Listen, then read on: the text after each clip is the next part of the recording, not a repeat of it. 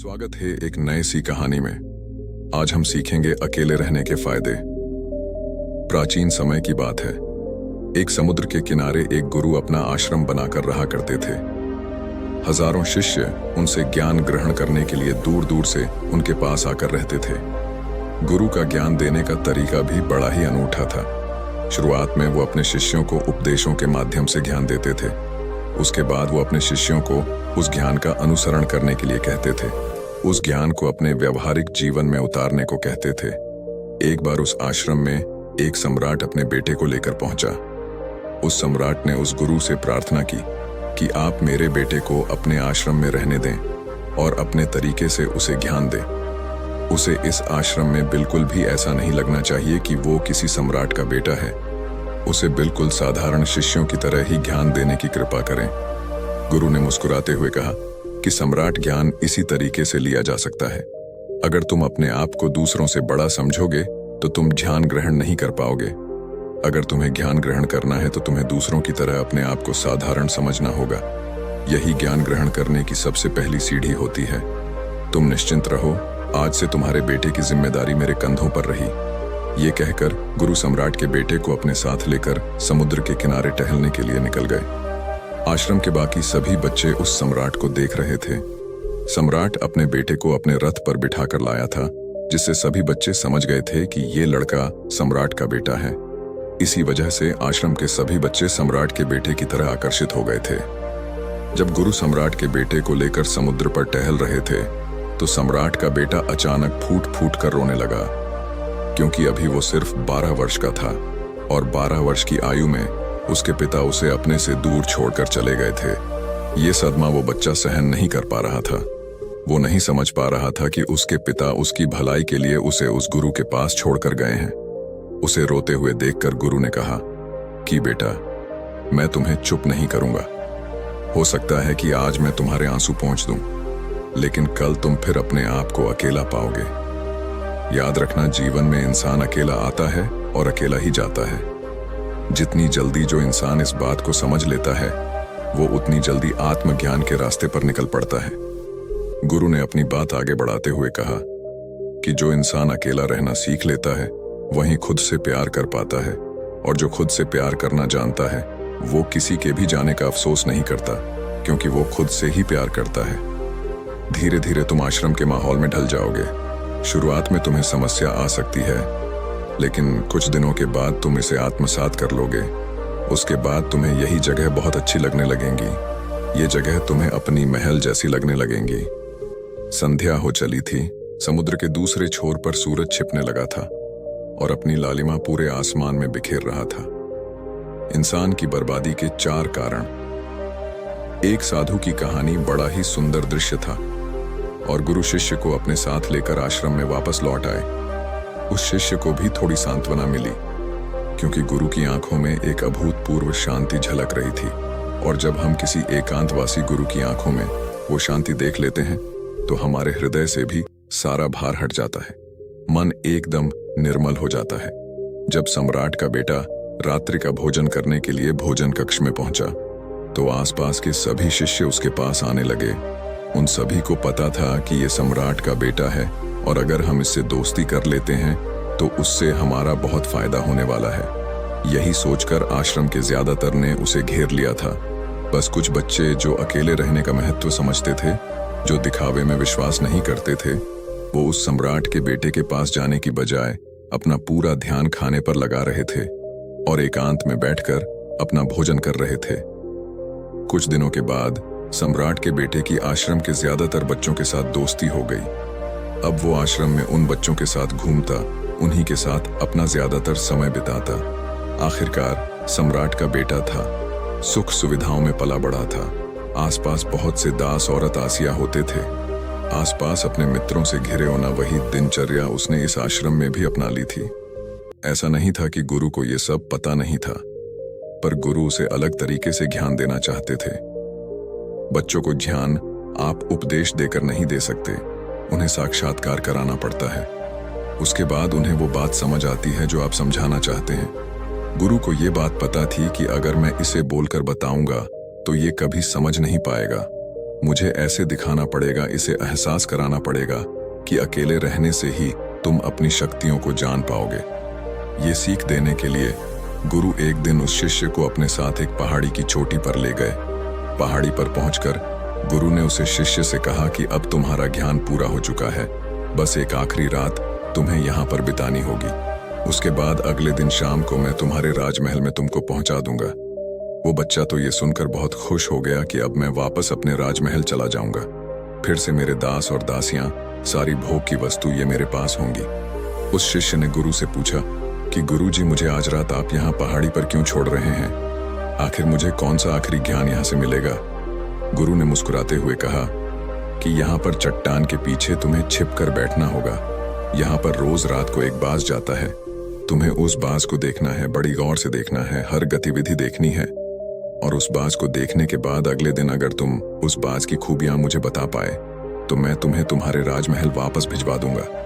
और हाँ, यहाँ पर अपनी भेड़ों को चराने के लिए आता है, तुम्हें उन भेड़ों की गतिविधियां भी देखनी है। याद रखना, बाज की गतिविधि रात को और भेड़ों की गतिविधि सुबह। अगर तुम दोनों की गतिविधि ध्यान से देखकर मुझे बता पाए तो तुम इस आश्रम से हमेशा के लिए आजाद हो जाओगे, तुम्हारा ज्ञान पूरा हो जाएगा। मैं तुम्हारे पिता को कह दूंगा कि यह बच्चा हमारे आश्रम का सबसे ध्यानी बच्चा है।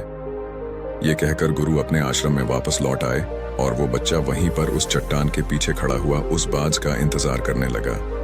काफी वक्त बीत जाने के बाद वहां पर एक बाज अपने बच्चों के साथ पहुंचा। सम्राट के बेटे ने पूरी रात उस बाज की गतिविधि बड़े ही ध्यानपूर्वक देखी और सुबह होने के बाद जब चरवाहा वहां पर अपनी भेड़ों को लेकर पहुंचा तो उसने एक अभूतपूर्व दृश्य देखा। उसने देखा कि वो बाज भेड़ की एक मेमने को अपने पंजों में दबाकर आसमान में उड़ गया। उसने उस भेड़ के बच्चे का शिकार कर लिया था। ये सारा दृश्य देखकर वो बच्चा आश्रम में वापस अपने गुरु के पास पहुंचा। इससे पहले कि गुरु उससे कुछ पूछते, उसने गुरु को प्रणाम करते हुए कहा कि गुरुदेव, आप आश्रम के सभी बच्चों को यहाँ पर बुला लीजिए। मैं सब लोगों को बताना चाहता हूँ कि मैंने क्या देखा। जब आश्रम के सभी बच्चे वहां पर पहुंच गए तो उस सम्राट के बेटे ने कहना शुरू किया कि मैंने अपने जीवन में बहुत से पक्षियों को देखा है, लेकिन बाज उन सभी पक्षियों में से सबसे अद्भुत और सबसे अलग होता है। उदाहरण के लिए, एक तोता हम सभी ने देखा है। तोता बोलता तो बहुत है लेकिन कभी ऊंचा नहीं उड़ पाता। लेकिन एक बाज जो कि हर समय शांत रहता है, वो आकाश को भी छू सकता है। उसमें आकाश को भी छू लेने का सामर्थ्य होता है। जब भी एक बाज अपने शिकार को निश्चित कर लेता है तो वो उसी शिकार पर अपनी नजरें गड़ाए रहता है, चाहे वो कितनी भी ऊंचाई पर क्यों ना हो, चाहे कितना भी बड़ा तूफान क्यों ना जाए, लेकिन उसकी नजर हमेशा अपने लक्ष्य पर स्थिर रहती है। आज सुबह जिस बाज को मैंने देखा, उसने हर भेड़ को अपना शिकार नहीं बनाया, बल्कि उस भेड़ के झुंड में से उसने उस भेड़ के मेमने को अपना शिकार बनाया। उस बाज की तरह हमें भी अपना ध्यान अपने एक ही लक्ष्य पर स्थिर रखना चाहिए। चाहे कितनी भी अड़चनें क्यों ना आए, हमें अपना लक्ष्य स्पष्ट दिखाई देना चाहिए। 10-20 अलग अलग लक्ष्यों में अपनी ऊर्जा बर्बाद करने की बजाय हमें किसी एक लक्ष्य पर पूरी एकाग्रता के साथ ध्यान देना चाहिए। तीसरी बात जो मैंने उस बात से सीखी और जो हम सभी को सीखनी चाहिए, वो ये है कि बाज कभी भी दूसरे पक्षी के साथ नहीं उड़ता, वो हमेशा आकाश में अकेला उड़ता है। इससे हमें ये सीख लेनी चाहिए कि हमें कभी भी छोटी सोच वाले लोगों के साथ नहीं रहना चाहिए।